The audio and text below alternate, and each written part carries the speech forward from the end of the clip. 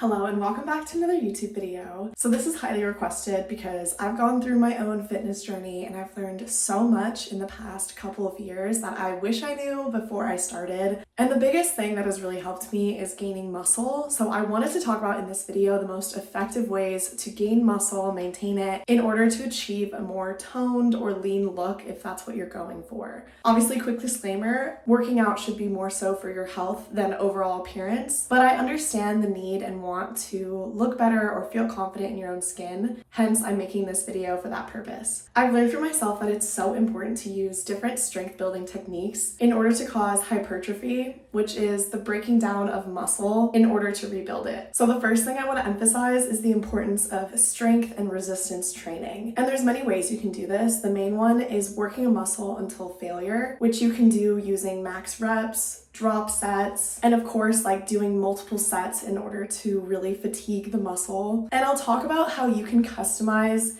creating these sets or workout routines for your body in particular. Because for example, some people can lift heavier for a shorter amount of reps, and other people like myself, I like to do high reps, low weight. And this has nothing to do with like, oh, lower weights make you more toned. This is just how my body works best. And I've learned there's nothing wrong with like using a lighter weight and just still working that muscle until complete failure. So typically I've found the perfect recipe for me in discovering how many sets I should be doing is roughly about 8 to 10 depending on the weight. So if I'm going lower weights and higher reps, I'll probably aim for about 10 to 12 of each set. And let me quickly explain what a set and a rep is. So a set is one exercise with multiple reps, and reps is the number of time you do that exercise. So for example, if you're doing a lunge on one side, if you're doing 10 lunges, that's 10 reps. And the lunge is considered the set. I almost like to think of it as like a picture book and you're just like flipping through different pictures, and within like a category of pictures, you'll see multiple versions of the same kind of aesthetic. You know, another really important thing to mix into this idea of reps and sets is also rest time. So I think it's really important to rest between each set. So that means you'll complete, 8 to 10 reps. Then you'll give yourself about 30 seconds to a minute, 2 minutes before continuing and doing again another set of that exercise. Another thing I will say that I've realized for myself, some people like to do one exercise like 3 sets in a row. So let's say you're doing 10 lunges, you take a minute break, and then after that minute, you go back into doing a lunge again. Some people like myself, I like to do a bit more of a circuit. So what this means is I'll do 10 reps of one exercise, move to the next exercise, next, so forth, and then just loop it around in a circle, do multiple sets of those exercises. And you could argue that this is maybe less effective for getting that quick breakdown of the muscle. Definitely when you push a body part for a longer amount of time, it's gonna burn quicker and you're gonna get that feeling a lot faster. But for the purposes of like entertainment and just having a good time in the gym and keeping my mind just like moving and not really thinking about it, I like to just bounce around different exercises and complete like a circuit. I'll give you a taste of what some of my favorite exercises are on the screen. I have personally found you don't need to do anything complicated or really dynamic in order to see improvement and growth. I honestly stick to pretty minimal basic exercises like backwards lunges, RDLs, squats for legs. And then for upper body, I'll do bicep curls, shoulder press, tricep extensions, just the very basic controllable movement. And that's something else I will emphasize as well. I didn't realize how important it is to have controlled, slow movement, and proper form is everything. As I'm showing you these exercises, I'll also show what improper versus proper form can look like. And I will say you kind of have to adjust based on your body type as well. For example, I'm taller, so when I squat, my legs actually have to be a little further apart.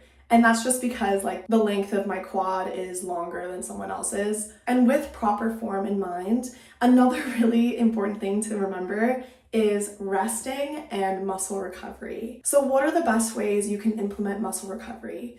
Well, first of all, getting enough sleep is so important. And I feel like I sometimes struggle with this because sometimes I can be an insomniac and that happens to us all. but getting at least 8 to 10 hours, if you're a girl like me, is so important. If you're a guy, you actually only probably need about 6 to 8 hours, but I like to see the general rule of thumb is like 8 hours. So nowadays, I used to wake myself up at like 6 a.m. and just like push myself to go work out.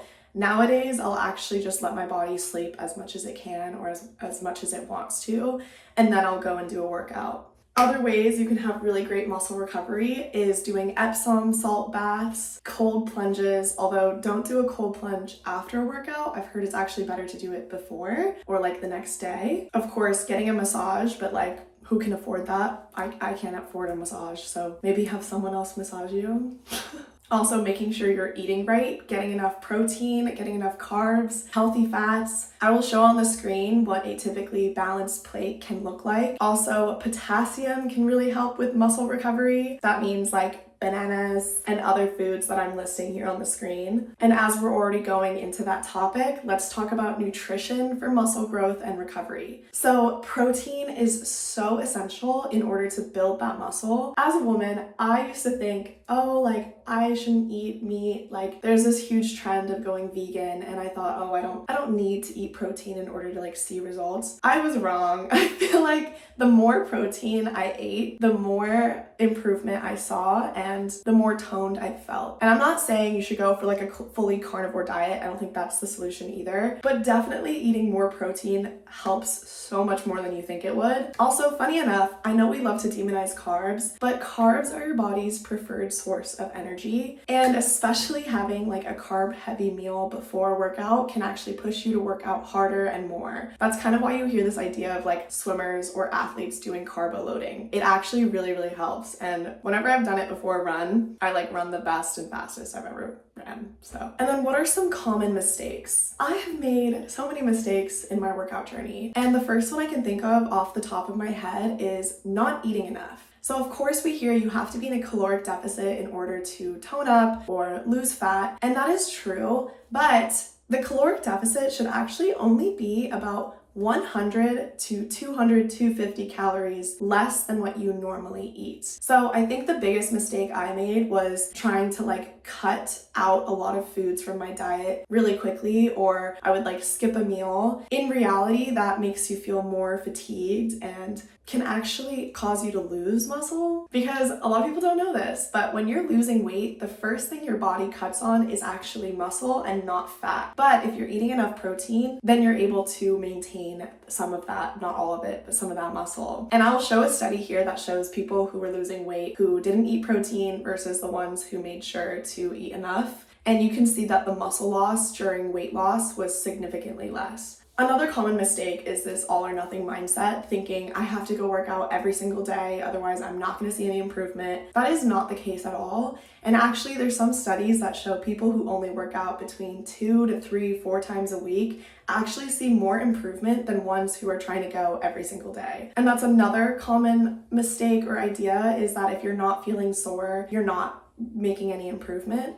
That is not true at all. Soreness is obviously an indication that you're breaking down that muscle, but you don't have to feel sore every time you work out in order to think like, oh, I did a good job. The last common mistake I experienced a lot was comparing myself to other people and their journey. We all have different biological makeups. For some people, it's easier to put on muscle than others. There's a concept or theory, and I'm going to show it here on the screen, of having different body types and how different people are able to lose fat easier to gain muscle. And I think too, you cannot compare your lifestyle to someone else's, because for example, you could be working 2 jobs and you don't have as much time as the next person. Especially a lot of people on social media, if you see fitness influencers, this is their job. Their job is to look good and to be fit. So for them, they're gonna have a lot more time to dedicate to working out and improving their skills. But in conclusion, this is your journey, and the most important thing is feeling confident in your body and who you are. And I think part of the reason I got into weightlifting and why I love it so much now is because being confident in my abilities and strength translated into feeling confident with myself. But thank you so much for watching this video. I really hope you enjoyed my story and these tips. Please make sure to like and subscribe if you haven't already. This is like a free way to support me, and only a few of my watchers are actually subscribed. So That's a bummer, but thank you so much for being here. If you've watched the whole video too, don't leave yet. Comment down below your favorite exercise or type of workout. It doesn't even have to be like in the gym. I also love surfing and hiking, so I'd love to get to know you better, and I'll see you in the next video.